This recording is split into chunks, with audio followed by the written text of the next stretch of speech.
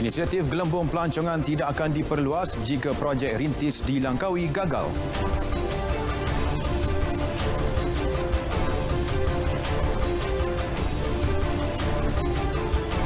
Pesakit bukan COVID dipastikan dapat rawatan sewajarnya.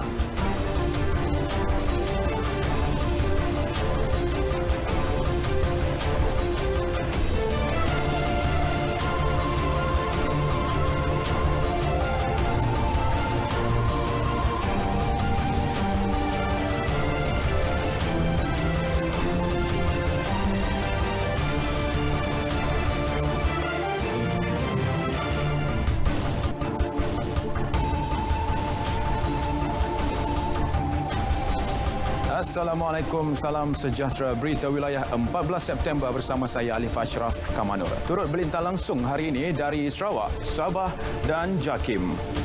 Fokus hari ini trend pengurangan kes COVID-19 di sektor industri juga pembinaan infrastruktur untuk penduduk diteruskan. Terus bersama Berita Wilayah.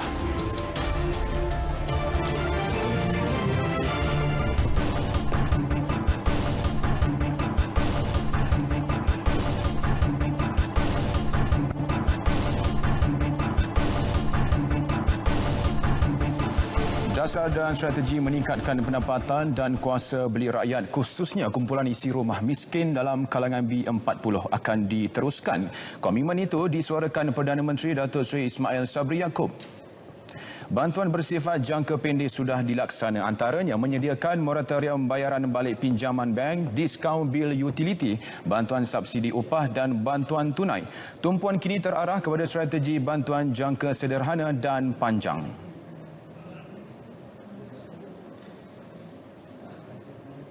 Kita memberikan latihan keusahawanan untuk latihan reskilling dengan upskilling supaya mereka diberi ruang selepas itu untuk menambahkan pendapatan ataupun mencari punca pendapatan yang baru. Begitu juga dengan kalau nak memulakan perniagaan, mereka mesti mempunyai sedikit modal. To start up business mesti diberikan kepada mereka.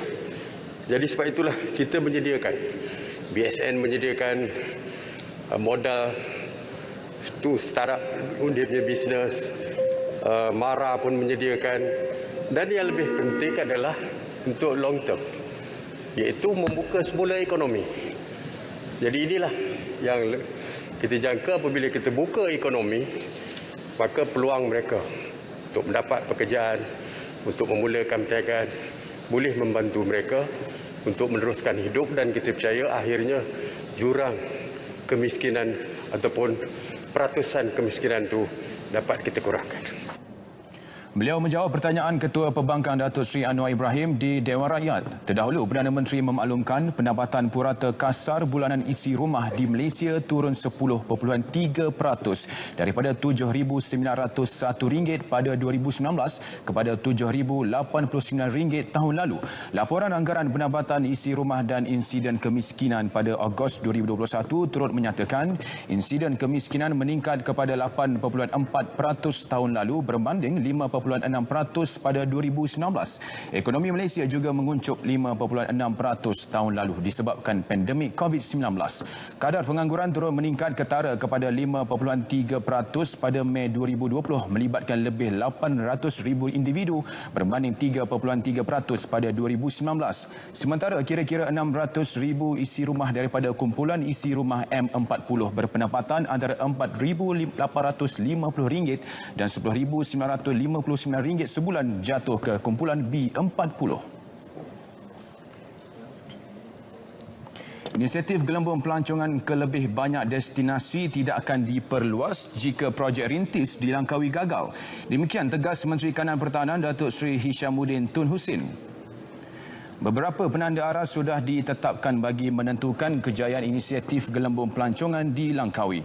Antaranya jumlah kes COVID-19 dan penggunaan katil di hospital selain kadar vaksinasi. Indikator tersebut sama seperti yang digunakan untuk peralihan fasa dalam Pelan Pemulihan Negara.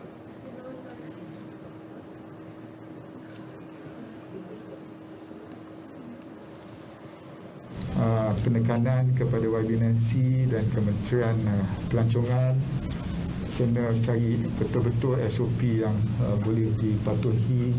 Harap-harap tidak ada spike dalam kes-kes COVID. Kalau sekiranya ada pun kes COVID, kita mempunyai cukup backup dari segi kesihatan, hospital dan sebagainya. Itu semua kena fikir. But most important, the people who are going to lapor must be disciplined, must be vaccinated. Dan kita tengah fikirkan dari segi must be tested or not. Beliau memaklumkannya pada sidang media selepas mesyuarat kuarta menteri COVID-19 di Parlimen. Inisiatif gelembung pelancongan di Langkawi akan bermula Khamis ini. Saudara, meski negara dilanda pandemik COVID-19 dan Kementerian Kesihatan KKM banyak memberi tumpuan kepada memulihkan pandemik itu. Namun, KKM tidak menghentikan atau mengurangkan perkhidmatan kepada pesakit bukan COVID-19, terutamanya bagi kes kecemasan dan separa kecemasan. Menterinya Khairi Jamaluddin berkata pelan khusus sudah disediakan bagi memastikan pesakit bukan COVID-19 mendapat rawatan sewajarnya. Antara yang dilaksana termasuk pemanjangan waktu operasi klinik pakar atau Dewan Bedah selepas waktu pejabat termasuk pada Sabtu bagi hospital tertentu. Juga mengoptimumkan penggunaan hospital bukan pakar dan Hospital Angkatan Tentera Malaysia bagi melaksana pembedahan tertentu melalui konsep hospital cluster. Yang ketiga, mobilisasi pakar KKM dan pakar swasta ke hospital yang tidak menyediakan perkhidmatan kepakaran tertentu. Jadi remobilisation staff ataupun pakar specialty KKM dan juga swasta. Keempat, outsourcing penyumber luaran perkhidmatan tertentu kepada hospital swasta untuk mengurangkan waktu menunggu prosedur ataupun pembedahan. KKM juga akan memperluas perkhidmatan kesihatan secara maya di beberapa hospital dan klinik. Juga meneliti kebolehsanaan penyediaan hospital khas bukan COVID-19 untuk melaksana prosedur atau pembedahan elektif yang tertangguh setelah kadar vaksinasi lengkap negara melebihi 60% dan kes COVID-19 serius berkurang bulan ini. Beliau menjawab pertanyaan Ahli Parlimen Sungai Siput S. Kesavan di Dewan Rakyat. Sebanyak 227,147 dos vaksin diberikan semalam, menjadikan jumlah kumulatif pemberian vaksin setakat ini 38,990,335 dos. Berikut data harian vaksinasi mengikut negeri-negeri.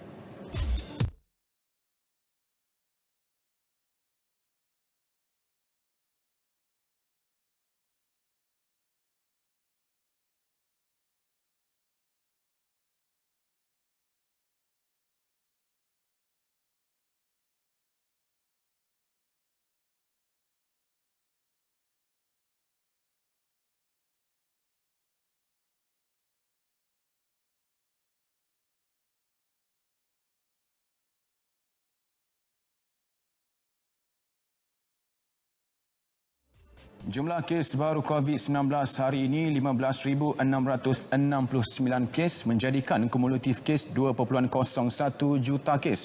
Selangor tertinggi dengan 2,632 kes, diikuti Sarawak 1,983 kes. Berikut statistik harian COVID-19 dalam negara.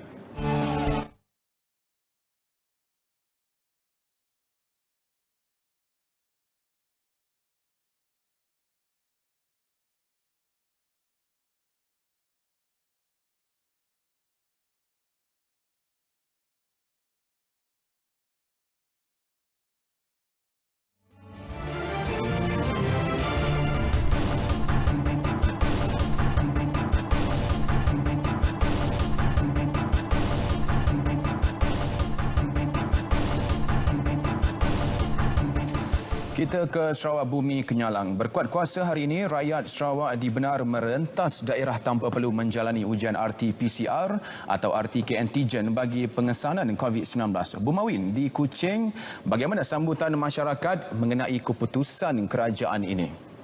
Ya, Alif. Hasil tinjauan pemberita di sekitar Kuching mendapati keputusan yang dibuat oleh Jawatankuasa Pengurusan Bencana Negeri JPBN Sarawak disambut baik oleh masyarakat meskipun hanya satu bahagian masih perlu menjalani ujian RT-PCR atau RT-K antigen iaitu Bintulu. Saya rasa keputusan ini tepat, tidak menyusahkan rakyat, terutamanya yang perlu bekerja antara daerah. Benda tu baguslah sebab dari segi kos, macam setiap kali swab test mesti 100 lebih untuk satu kali swab. So macam dari segi SOP yang baru tu kami rasa macam bagus bagi semua rakyat lah. Memudahkan because kita sebagai rakyat tidak perlu mengambil masa jika ada some emergency matter untuk pergi balik ke kampung halaman. Saya mungkin rasa bersyukurlah dapat balik kampung tanpa ada swab. So bila saya dapat tahu kira dah tak ada swab, boleh rentas negeri, boleh balik ke Semenanjung, kira alhamdulillah. Semalam JPBN Sarawak memaklumkan laporan jujukan genom penuh ke atas sampel positif COVID-19 hasil saringan daripada 12 bahagian di negeri ini mendapati hampir 100% merupakan varian Delta, justru membuktikan varian tersebut telah merebak ke seluruh negeri. Bagaimanapun permit polis masih diperlukan untuk merentas negeri. Baik, sementara itu, JPBN Sarawak telah melakukan siasatan dalaman berhubung aduan seorang individu mendakwa 4 permohonannya untuk memasuki Sarawak dari Semenanjung Malaysia ditolak 4 kali oleh jawatan kuasa itu yang dimuat naik di media sosial baru-baru ini. JPBN dalam satu kenyataan menjelaskan permohonan individu tersebut ditolak kerana tidak menyerahkan dokumen yang diperlukan untuk menyokong permohonan beliau. Selain itu, siasatan mendapati individu berkenaan melampirkan keputusan ujian RTK antigen yang sama dengan 4 permohonannya untuk memasuki Sarawak. Berdasarkan prosedur operasi standard SOP untuk kemasukan ke Sarawak, setiap pemohon perlu mengemukakan dan melampirkan keputusan ujian RT-PCR yang dijalani dalam tempoh 72 jam sebelum memasuki negeri ini. Individu tersebut telah mengemukakan permohonannya pada 8, 9, 10 dan 11 September lepas dengan melampirkan keputusan ujian RTK yang sama dan ia adalah bertentangan dengan SOP kemasukan ke Sarawak seperti dinyatakan oleh JPBNS. Sehubungan itu, JPBNS juga menasihatkan masyarakat supaya mematuhi syarat-syarat seperti yang dinyatakan dalam SOP kemasukan ke Sarawak. Sejarah pembentukan Malaysia dalam buku teks sekolah rendah dan menengah perlu diperincikan dengan baik bagi mendidik golongan muda menerusi maklumat yang tepat mengenai sejarah negara. Menteri Pengangkutan Datuk Lee Kim Shin yakin langkah itu penting untuk meningkatkan kefahaman golongan itu agar mereka tidak keliru dengan sejarah kewujudan Malaysia. Berhubung dengan penubuhan Malaysia harus diajar di sekolah sebagai satu aspek sejarah yang wajib dipelajari oleh semua pelajar.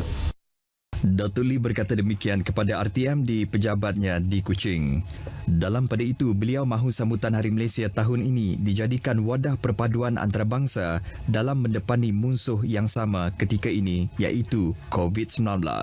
Katanya sambutan meriah bukanlah satu keperluan dalam keadaan dunia sedang berdepan ancaman COVID-19, tetapi semangat yang kuat untuk membebaskan negara daripada COVID-19 ini lebih utama. Menguasai pelbagai bahasa semestinya memberi kelebihan kepada individu. Namun, apakah implikasi petah berbahasa asing sehingga mengenepikan bahasa ibunda? Mengupas isu istimewa sempena sambutan Hari Malaysia ini, Syadikin Bahrin ada laporannya.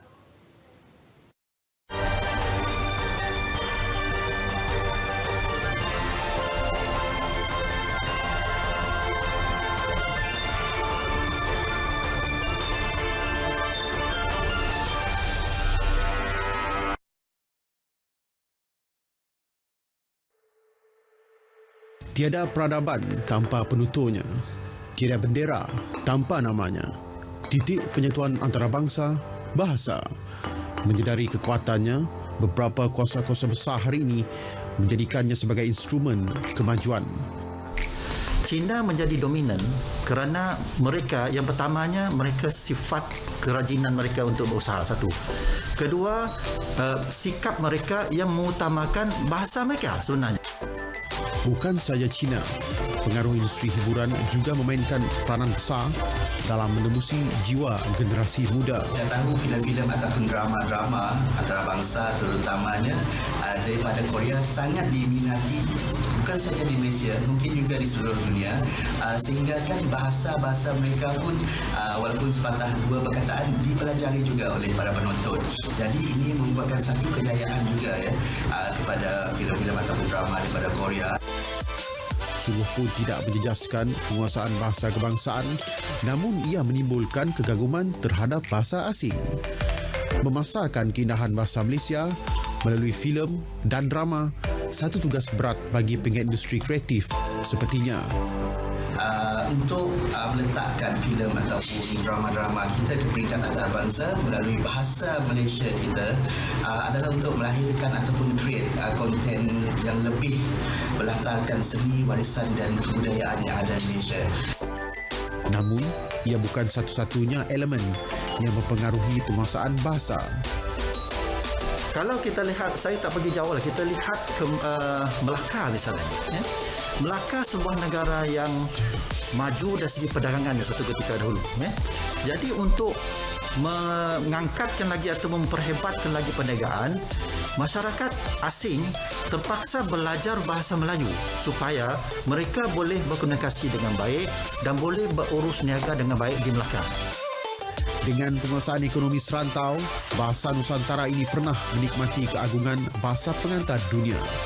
Namun penguasaan dan penggunaannya dalam kalangan rakyat hari ini agak membimbangkan. Gimana silapnya? Pelik lagi apabila ada yang lebih mahir berbahasa negara asing. Kita kelakar bersembang dengan kelakar bahasa yang kita pakai itu. Jadi kita lama-lama jadi pandai lah. Jadi bagus dapat dipakai lah. Ialah kelebihannya bahasa. Pergaulan. Kerana mungkin kita melihat di Malaysia bahasa Inggeris nampaknya begitu dominan. Jadi menyebabkan remaja kita melihat bahawa pentingnya bahasa Inggeris dari bahasa kebangsaan. Ini sikap yang harus kita ubah. Kini sudah tiba masanya membuktikan negara berusia 58 tahun ini benar-benar menguasai lidah rakyatnya melalui bahasa. Syarikin Bahrain, RTM. Dua lelaki tempatan disyaki terlibat dalam aktiviti pengedaran dadah di kampung asli Bekenu Miri berjaya dicekuk polis malam tadi. Ketua Polis Daerah Miri, ACP Hakemal Hawari memaklumkan kedua-dua suspek ditahan sekitar pukul 11.30 malam. ACP Hakemal Hawari memberitahu hasil pemeriksaan di dalam rumah dan pondok iaitu tempat mereka ditahan, polis menemukan dan merampas barang kes seperti sebuah kotak besi berwarna hitam yang mengandungi 3 paket plastik lut sinar masing-masing berisi ketulan-ketulan kristal disyaki dadah jenis metafetamin seberat 31.00 gram. Pihak polis turut menemui satu bekas plastik berwarna hijau yang di dalamnya terdapat 2 paket plastik masing-masing berisi ketulan-ketulan kristal juga disyaki dadah jenis metafetamin anggaran seberat 50.05 gram. ACP Hakemal memberitahu anggaran nilai keseluruhan barang kes berkenaan adalah RM8,100. Kedua-dua suspek ditahan dan disiasat di bawah Seksyen 39B Akta Dadah Berbahaya 1952 dan akan dibawa ke mahkamah untuk permohonan reman di bawah Seksyen 117 Kanun Prosedur Jenayah. Baik saudara, sekian berita dari Sarawak. Kita kembali bersama Alif di Angkasa Puri. Silakan Alif. Terima kasih Bun Mawin. Baik, berita wilayah berehat seketika. Kita kembali selepas ini.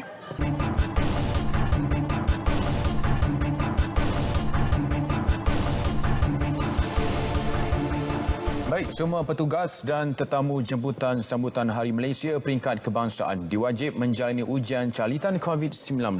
Perkembangannya, kita bersama Konstantin Palawan di Kota Kinabalu. Silakan. Baik Alif, 2 hari lagi menjelang sambutan Hari Malaysia 2021 peringkat kebangsaan yang akan berlangsung di Pusat Konvensyen Antarabangsa Sabah SICC Kota Kinabalu. Jawatan Kuasa Induk Sambutan Berkenaan komited memastikan penganjurannya berjalan lancar termasuk menyediakan prosedur operasi standard SOP yang wajib dipatuhi petugas dan para jemputan. Timbalan Pengerusi Jawatankuasa Pelaksana Majlis Sambutan Hari Malaysia 2021, Benedict Asmat berkata, antara SOP yang ditetapkan termasuk hanya individu lengkap 2 dos vaksin dibenarkan bertugas menjayakan sambutan kali ini. Syarat sama turut dikenakan kepada tetamu jemputan. Kita telah menyediakan sebuah bilik untuk ditempatkan panel klinik yang kita telah pilih untuk para jemputan dan juga para petugas untuk membuat calitan RTK untuk memastikan tidak ada seorang pun petugas ataupun jemputan yang positif COVID-19 berada di tempat tersebut sama ada semasa rehearsal, persediaan ataupun semasa kejadian. Benedict yang juga Timbalan Setiausaha Tetap 1 Kementerian Kerja Raya Sabah berkata demikian kepada RTM selepas menjadi tetamu rancangan Kami Baini di studio TV RTM Kota Kinabalu. Beliau menjelaskan orang awam tidak dibenarkan menghadiri sambutan berkenaan. Menurut Benedict, berbagai pertandingan dan program secara maya telah disusun sepanjang sambutan Hari Malaysia tahun ini. Justeru beliau berharap sambutan tersebut berupaya menyemarakan semangat cinta ke negara dalam kalangan rakyat sekaligus sebagai tanda taat setia rakyat tanpa mengira kaum, agama dan budaya.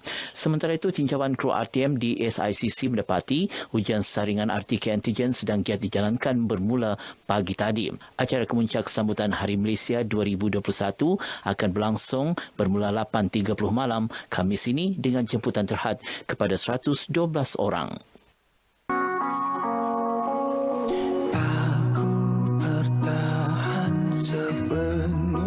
Kita mengutamakan perpaduan di antara kaum. Ianya adalah ke arah sebagai satu negara yang sedang membangun ke arah negara yang maju dan makmur bagi seluruh rakyat Malaysia. Saya di sini mengambil kesempatan mengucapkan selamat menyambut Hari Malaysia. Hai, selamat menyambut Hari Malaysia bagi tahun 2021. Bersama-samalah kita memerangi wabak COVID-19 dengan mematuhi SOP, jaga kebersihan dan jangan lupa untuk ambil vaksin bagi mengurangkan risiko kita daripada jangkitan COVID-19. Kita jaga kita teguh, kita menang. Selamat Hari Malaysia. Selamat Hari Malaysia. Sebagai rakyat Malaysia, kita harus mempertahankan perpaduan, menghormati pelbagai etnik, budaya dan agama negara kita. Harapan saya semoga kita semua patuhi SOP, lindungi diri, Malaysia prihatin, kita jaga kita. Maksudnya.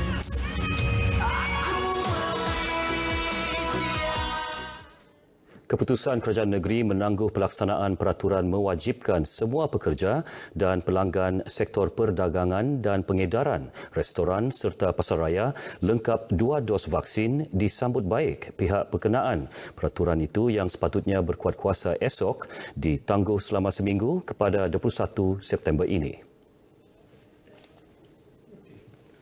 Penangguhan itu susulan pencapaian tahap vaksinasi Sabah baru mencecah 52% dan dijangka meningkat kepada 60% dalam tempoh seminggu ini.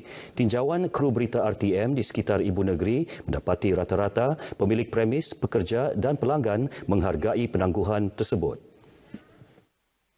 Sebab kita punya shopper dan sini punya tenants kan ada lagi sikit belum vaksin. Jadi ini boleh tambah tempo untuk dia orang ada chance lah pergi vaksin lagi. Ini ialah dia punya benefit lah. So that ini boleh recall balik rakyat-rakyat as a confidence balik ke shopping mall. Memang untuk kebaikan dan keselamatan sendiri untuk pergi vaksin ini. So buat sementara tidak ada masalah untuk kita. Cuma ini untuk kebaikan kepada pelanggan dan juga untuk keselamatan staf saya sendiri, Pak. Sebab kita mau sama-sama jaga sendiri, Pak. Jadi kita mesti mau ikut SOP. Satu tarik lagi, tapi ini kita kena ketat, macam kena terus kasih apalah deadline yang betul-betul lah. Supaya lepas tu semua kena patuh lah. Sebab ini untuk kebaikan semua kan. Ya, untuk keselamatan terutama macam mall begini kan. Jadi kalau semua sudah divaksinasi 2 kali, at least pelanggan merasa selamat. Yang belum vaksinasi punya cepatlah pergi ambil vaksinasi. Lepas tu yang sudah ada 2 dos punya, kami ada boleh kurang itu bimbang sudahlah. boleh shopping, beri barang, buat urusan jugalah macam itu. Memang selamat sikit lah. Itu sebenarnya untuk make sure supaya semua boleh bekerja dan mencari kerja supaya ekonomi kita meningkat stabil. Kebaikan dia, kita tidak perlu takut sama pelanggan ataupun kepada individu yang lain lah. Sebab semua pun sudah full vaksin, jadi rasa macam lebih selamat lah. Bagi pekerja yang menerima suntikan vaksin COVID-19 keluaran AstraZeneca yang belum mendapat suntikan dos kedua 21 September ini, majikan boleh memohon pengecualian daripada pihak berkuasa tempatan dengan menyenaraikan nama kaki tangan, tarikh dos pertama dan jadual janji temu dos kedua pekerja masing-masing. Rakyat negeri ini berharap Belanjawan 2022 yang dibentangkan bulan depan akan mengutamakan bantuan berkaitan khususnya dalam menghadapi kesan pandemik COVID-19. Saya wakil belia mengharapkan lagi ada bantuan lah untuk kami sebab ialah sekarang ni pun ramai yang susah, ramai yang tiada kerja, semua orang pun susah. Jadi saya harap ada perubahan lah lagi baik lepas ni. Harapan saya tentang belanjawan yang akan datang, kerajaan lebih dapat bagi bantuan banyaklah. Sebab dalam keadaan sekarang pandemik ni, kebanyakan yang tiada kerja memerlukanlah bantuan dari kerajaan. Kalau itu pandemik sudah akhir, ini pasal buka semua, ini orang ramai boleh masuk lancar lah. Jadi kami jual pun banyak senang begitu. Itu saya punya harapan lah. Kasih perbanyak-banyakan bantuan lah rakyat di Sabah ini. Sebab sekarang susah betul rakyat ini. Orang cari kerja pun susah. Yang menyaga-menyaga begini pun susah. Jadi perbanyak-banyakkanlah bantuan untuk rakyat di Sabah. Belanjawan 2022 dijangka dibentangkan di Dewan Rakyat 29 Oktober depan dengan meneruskan kesinambungan pelan pemulihan negara bagi membawa Malaysia keluar daripada kemelut, melindungi serta memulihkan kehidupan dan mata pencarian pasca pandemik. Ketua Isi Rumah KIR di kawasan Dewan Undangan Negeri Dun Sekong Sandakan yang terjejas akibat penularan pandemik COVID-19 akan menerima bantuan bakul makanan fasa 4 daripada kerajaan negeri. Pengagihan 4,000 bakul makanan itu akan diselaras Unit Pemimpin Pembangunan Masyarakat UPPM kawasan berkenaan. Menurut Pemimpin Pembangunan Masyarakat Dun Sekong, Hazulizah Madani, bantuan fasa 4 tersebut menjadikan jumlah keseluruhan bantuan makanan yang disalurkan kepada penduduk terjejas di kawasan ini sebanyak 15,000. Bantuan fasa pertama hingga ketiga diagihkan pada Januari, Februari dan Jun lalu. Kerajaan negeri sebanyak 4,000 kit bakul makanan yang mana kita akan berikan kepada keseluruhan kampung. Sekitar kawasan Dun N53 Sekong ini, saya akan serahkan juga bakul makanan pribadi, sumbangan pribadi saya. Hazulizah ditemui RTM ketika menyampaikan bantuan peribadi berupa 4 kerusi roda kepada penerima di kawasan Kepulauan Dun Sekong di Batu Sapi Sandakan. Kira-kira 30 kerusi roda diagih secara berfasa kepada warga emas termasuk penghuni rumah warga tua yang memerlukan di Sandakan. Sekian sahaja perkembangan dari Sabah bersama saya, Konstantin Palawan. Tinggal 2 hari untuk kita menyambut Hari Malaysia. Semarakan rasa cinta kepada tanah air, #Malaysia Prihatin, #Demi Negara. Kembali bersama Alif di Angkasa Puri. Silakan. Terima kasih, Konstantin. Baik, sebelum kita ke wilayah barat, kita dapatkan dahulu laporan cuaca semasa bersama Syazwani Yahya di Met Malaysia.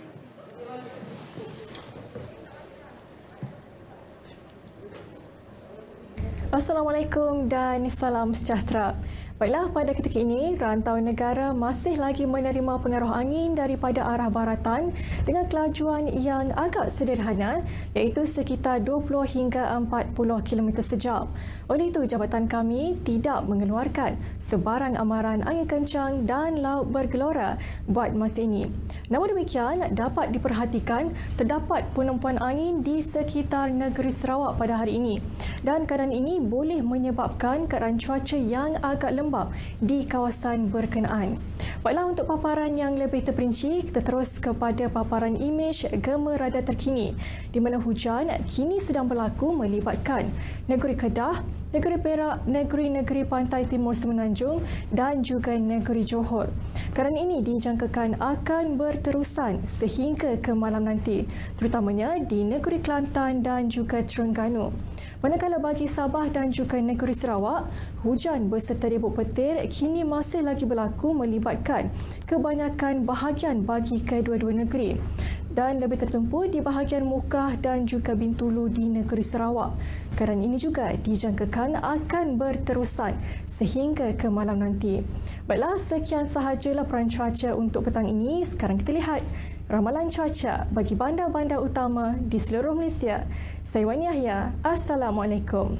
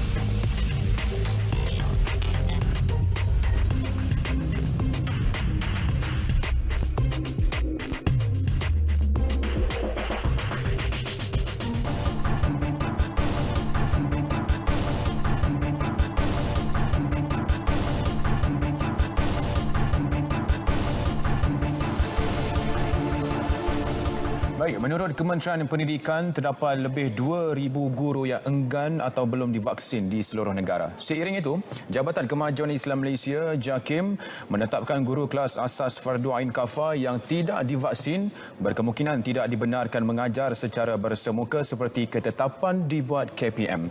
Untuk laporan penuh, terus bersama Ahnaf Abu Bakar di Kompleks Islam Putrajaya. Ahnaf, adakah keputusan ini turut menyulitkan proses pengajaran dan pembelajaran PDP di sekolah-sekolah agama? Benar Alif, keengganan guru kelas asas Fardu Ain Kafah untuk mendapatkan vaksin akan merencat kelancaran proses PDP yang bakal berlangsung di sekolah. Pendidik disaran supaya tidak mengutamakan kepentingan peribadi sehingga menafikan akses pendidikan secara lebih berkesan bagi setiap pelajar. Tindakan untuk tidak membenarkan golongan ini melaksanakan pembelajaran bersemuka dilihat wajar bagi memastikan persekitaran yang sihat di sekolah. Namun, bebanan guru yang hadir bertugas juga akan bertambah seiring nisbah pelajar perlu diurus di dalam kelas pada satu-satu masa.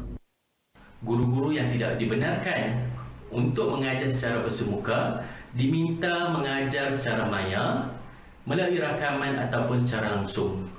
Murid-murid akan menerima bahan pengajaran dan tugasan daripada guru secara maya. Dengan ini akan mengurangkan beban rakan-rakan guru yang sudah divaksin. Ini situasi yang begitu penting apabila kelonggaran mula diberikan pada sektor pendidikan dalam memastikan setiap pelajar berada dalam keadaan yang selamat. Jaminan ini perlu dalam suasana kita, perlu jaga kita dan pasti, insya-Allah pasti akan ada kebaikan. Bagi saya amat memerlukan kaedah belajar secara bersemuka sebab kalau kita tengok contoh Al-Quran, subjek Al-Quran memerlukan penjagaan huruf, makhraj dan sebagainya. Umat Islam di negara ini perlu memantapkan pegangan akidah dalam diri masing-masing agar tidak mudah percaya dengan doktrin ajaran sesat. Timbalan Mufti Wilayah Persekutuan Ustaz Jamali Muhammad Adnan berkata, apabila kurangnya pengetahuan ilmu agama, minda akan mudah dimanipulasi oleh pihak-pihak tertentu yang mempunyai agenda seperti dakwah ajaran sesat. Kalau kita lihat dalam Islam, perkara pertama yang diajarkan oleh Islam, oleh Allah Ta'ala, dalam 6,236 ayat Quran adalah perintah supaya kita berilmu, perintah supaya kita membaca. Bukan ayat pertama suruh kita semayang. Tak. Semayang pun tak akan diterima kalau tidak ada ilmu. Maka dengan sebab itulah kita mengharapkan masyarakat mesti akses dengan ilmu yang cukup banyak sumbernya pada hari ini. Cuma pilihlah ilmu yang berautoriti. Kalau dengan ceramah, kuliah dan sebagainya, pastikan bahawa penceramah kuliah tersebut mempunyai tauliah daripada pihak berkuasa agama. Beliau menjelaskan masyarakat perlu melihat individu yang menyampaikan sesuatu ajaran dengan pegangan Islam berdasarkan ahli sunnah wal jamaah. Tambahnya, pengasas-pengasas ajaran sesat ini mempunyai motif tersendiri dalam penubuhannya seperti harta kekayaan, takhta dan kepimpinan serta wanita. Masyarakat perlu bijak memilih guru dan sentiasa menambah kefahaman untuk memahami pelbagai disiplin ilmu agama dengan baik. Darul Quran DQ diiktiraf sebagai institusi pendidikan agama bertaraf antarabangsa menerusi persijilan ISO 9001/2015 oleh Institut Penyawaian dan Penyelidikan Perindustrian SIRIM. Menurut pengarah DQ Ustaz Muhammad Khori Jusoh, audit pemantauan yang telah dijalankan di Darul Quran memastikan sistem pengurusan kualiti bagi pengurusan program diploma dan persijilan tahfiz Al-Quran benar-benar memenuhi standard pencapaian yang ditetapkan oleh SIRIM. Hasil dari pelaksanaan audit pemantauan baru-baru ini di Darul Quran oleh pihak SIRIM, auditor tidak menemui sebarang ketidakakuran atau non-compliant report, NCR. Ini bermakna DQ dapat terus memegang sijil ini sehingga tarikh 25 Jun 2023. Dan ini membuktikan juga bahawa program persijilan dan diploma tahfiz Al-Quran yang dijalankan di Darul Quran ini sentiasa dikawal dari sudut kualitinya. Pengiktirafan dari SIRIM ini menunjukkan pengendalian DQ adalah sistematik, mematuhi keperluan syariah, cekap dan berkesan di bawah pengawasan Jabatan Kemajuan Islam Malaysia JAKIM. DQ akan terus komited dalam membentuk hufaz yang cemerlang dan ummah yang dinamik menerusi pendidikan dan latihan untuk pelajar dalam bidang tahfiz Al-Quran, qiraat dan ulum Islamiah. Pada itu tadi mengakhiri lintas langsung dari Kompleks Islam Putrajaya. Teruskan bersama Berita Wilayah untuk banyak lagi bahan menarik negeri-negeri. Assalamualaikum. Terima kasih Anaf. Baik, Berita Wilayah berehat seketika. Kita kembali selepas ini.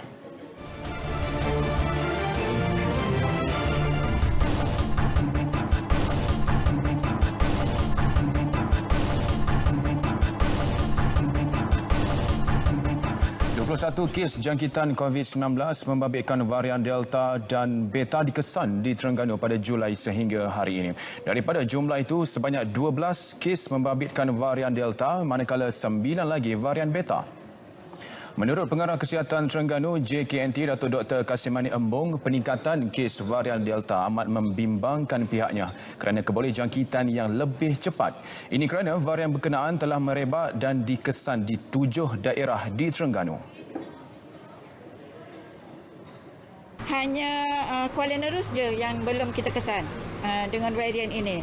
Kalau kita lihat di Setiu kita ada 1, di Kuala Terengganu kita ada 4, di Marang kita ada 3, 2 di Kemaman, 2 di Dungun, 5 di Hulu Terengganu dan 4 di Besut. Orang ramai diminta agar terus patuh SOP ditetapkan. Beliau ditemui selepas program mobilisasi vaksinasi dari rumah ke rumah di Bukit Payung, Marang.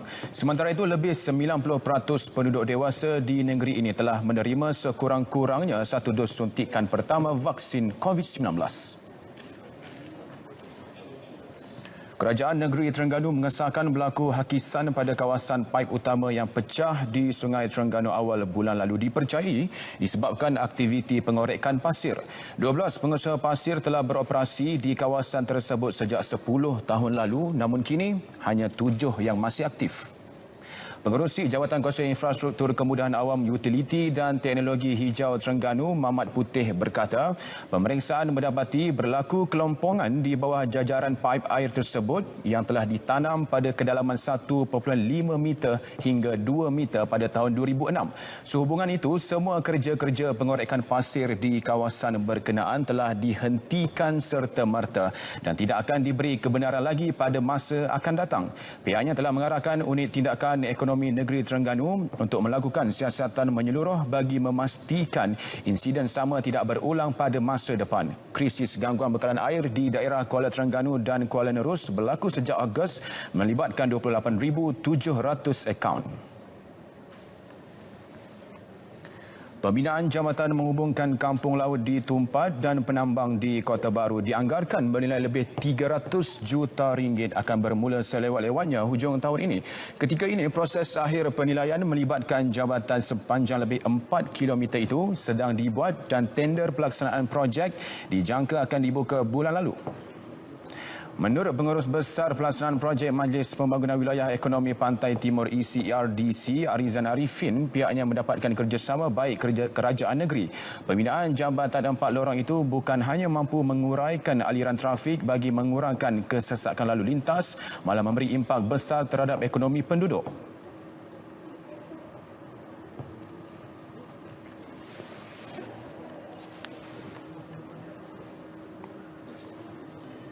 InsyaAllah kita dah finalize the design. Kita sekarang berurusan dengan pihak APU untuk meluluskan keuangan lah, bajet lah. Jadi final stage dan kita rancangkan final decision bulan 10 ni kita akan mula call tender dan bulan 12 kita akan start pembinaan.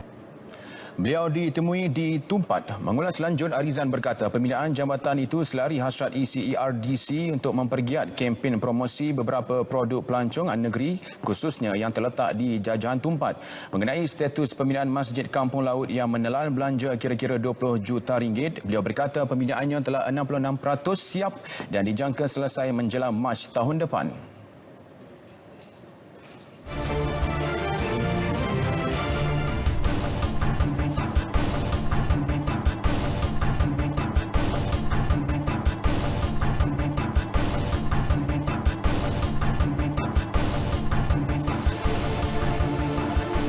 Saudara, trend jangkitan COVID-19 dalam sektor perindustrian di Negeri Sembilan semakin berkurang berikutan hampir keseluruhan pekerja sektor berkenaan telah divaksin. Menurut Exco Pelaburan Perindustrian Keusahawanan, Pendidikan dan Modal Insan Negeri, Datuk Dr. Muhammad Rafi'i Abdul Malik, antara faktor yang menyumbang kepada penurunan itu adalah tahap pematuhan SOP para pekerja dilaksana secara ketat. Juga saringan ujian COVID-19 yang diadakan secara berkala. Selain itu, peningkatan program pemvaksinan sektor industri juga berjaya mengurangkan jangkitan COVID-19 dalam kalangan pekerja industri. Semuanya setakat ini memberi kerjasama untuk mengambil vaksin. Saya jangka, ya ini tergantung pada MITI, tetapi kita jangka kemungkinan menjelang sama ada menjelang akhir bulan ini atau hingga pertengahan bulan hadapan, kemungkinan PVPKAS sudah pun selesai untuk memvaksinkan keseluruhannya untuk dos pertama dan juga dos kedua ya, untuk sektor perindustrian di Negeri Sembilan. Seramai 61,105 pekerja sektor perindustrian di Negeri Sembilan telah menerima sekurang-kurangnya dos pertama vaksin COVID-19 melalui Pusat Pemberian Vaksin PPV Program Imunisasi Industri COVID-19 Awam Swasta PIKAS. PPV PIKAS di tempat Country Club Sendayan yang beroperasi sejak 5 Julai lalu sehingga Ahad memberi 41,106 suntikan dos pertama dan 38,546 suntikan dos kedua. Manakala PPV PIKAS di Katelia Senawang yang mula beroperasi pada 2 Ogos pula memberikan suntikan dos pertama kepada 19,999 pekerja setakat Ahad dan 15,415 untuk dos kedua. 39 kilogram dadah dipercayai syabu bernilai 1.95 juta ringgit dirampas dalam satu serbuan di perairan Muar Johor. Ia hasil serbuan Agensi Penguatkuasaan Maritim Malaysia Zon Maritim Batu Pahat ke atas sebuah bot fiber yang dikesan bergerak di tengah sungai Kesang awal pagi tadi. Pengarah Maritim Johor Laksamana Pertama Maritim Nurul Hizam Zakaria berkata, sindiket dipercayai membawa masuk dadah dari negeri utara di Semenanjung sebelum diseludup ke negara jiran.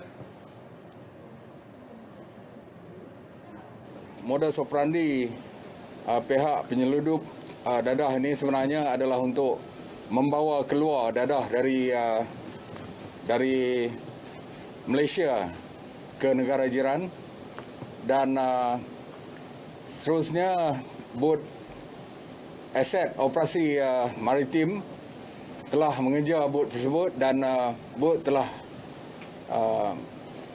menuju ke arah daratan dan seterusnya mereka melarikan 2 orang disyaki penyeludup ini telah melarikan diri. Keseluruhan nilai rampasan termasuk bot fiber beserta enjin berjumlah 1.9 juta ringgit. Bermula Januari sehingga kini 121 kilogram dadah berjaya dirampas dengan nilai keseluruhan 6.05 juta ringgit. Kes disiasat mengikut Seksyen 39B Akta Dadah Berbahaya 1952.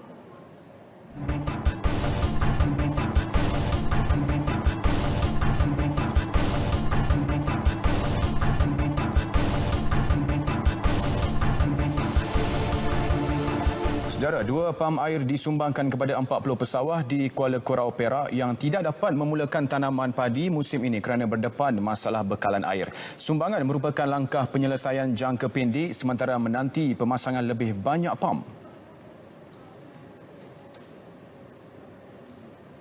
Jaga panjang kita kena tengok balik infrastruktur supaya parit tu boleh naik ke atas dan sebagainya lah. Kita akan mengadakan kempen lah kepada pesawat-pesawat ni supaya bertoleransi. Jadi ikut jadual betul-betul sebab musim dia akan sampai. Rata-rata pesawat yang ditemui berharap masalah tersebut dapat segera berakhir. Mengharapkan pada ahli-ahli saya lah, ahli unit kan. Mereka mengharapkan agar tindakan-tindakan segera diambil. Baik GPS, AIDA atau pertanian. Tak terjejaslah hasil. Kalau semua lengkap, semua cukup, tidak terjejas hasil. Kalau macam ni terjejas. Bagi pihak ni kami penduduk boleh minta kerajaan bantulah sikit kan. Mungkin mewujudkan pam khas kami ni, pam khas yang dipilih tempat-tempat yang strategik untuk memudahkan air kan. Perbincangan dan juga dari segi persepakatan tentang itu penting bagi orang kata kita menyelesaikan masalah walaupun kita nampak macam besar tapi sebenarnya kalau kita ada kesepakatan dan juga persefahaman yang jitu antara petani saya ingat kita boleh bantu untuk menyelesaikan masalah. Baik, pengoperasian semula kompleks sembelihan paya pahlawan di Jitra Kedah bakal menjadikan kawasan perindustrian tersebut sebagai hub sembelihan halal terbesar di negara ini. Kompleks bawah pemilikan Perbadanan Kemajuan Negeri Kedah PKNK itu berpotensi dimajukan sebagai pusat agroturism. Laporan wartawan Nur Hidayah Anwar. Berkeluasan 9 hektar di Paya Pahlawan Malau, kompleks ini yang dilengkapi bilik sejuk beku yang luas menyediakan ekosistem kondusif bagi menempatkan ternakan untuk sembelihan sehingga ke proses akhir penghasilan produk daging segar. Dibina tahun 1996 dan beroperasi semula Disember tahun lalu dengan pengurusan baharu melalui perjanjian sewaan tapak kepada Yayasan Bina Ihsan Malaysia dan 30 Barokah Sendirian Berhad. Apa yang kita buat sini adalah bagi saya adalah satu fisabilillah di mana daripada sampainya lembu hidup di sini sehingga kepada sembelihan dan sampai ke end product yang pastinya apa yang kita buat adalah 100% sembelihan dan juga pembuatan packagingnya juga adalah cara kita, cara Islam yang 100%. Di mana kita tak ada buat campuran-campuran mana. It is more kepada lembu-lembu ini adalah dan juga sembelihan adalah 100% akan dijalankan oleh orang Islam kita. Pernah mengendalikan sembelihan 1,000 ekor lembu korban pada 1997, kompleks ini memberi sinar semula buat bekas pekerjanya yang kini digaji semula. Pekerja yang terlibat adalah berpengalaman dan mendapat sijil sembelihan daripada Jabatan Hal Ehwal Agama Islam Negeri Kedah. Sembelih tu masuk lembu dalam pasu, kita hapit bagi lekat elok. Lepas tu kita tarik tengkok bagi tekan elok, kita sembelih bagi tengok orang putih elok. Okey ya. Walau dalam pandemik COVID-19, lebih 600 ekor lembu disembelih dengan pematuhan prosedur operasi standard SOP menerusi program korban Julai lalu. Tahun hadapan, pihaknya menyasarkan 1,000 ekor lembu disembelih pada program ibadah korban. Baik, seperti yang anda dapat lihat, selepas lembu-lembu ini disembelih, ia akan ditempatkan di tempat pengasingan untuk dilapah bahagian kulitnya. Kemudian lembu yang telah disembelih itu akan diangkat dan dibawa ke bahagian ini. Anda dapat lihat, seperti yang saya dimaklumkan oleh Encik Hamdi, ia mengambil masa pula antara 5 ke 10 minit untuk dilapah sekali lagi kulit dan juga dipotong di bahagian ekor dan kepala lembu ini. Dan di bahagian ini akan dibawa seterusnya ke bahagian di sana, iaitu akan berlaku proses belahan dada di mana akan melibatkan proses pengasingan bahagian organ-organ dalaman lembu yang telah disembelih ini. Dan kita saksikan proses seterusnya.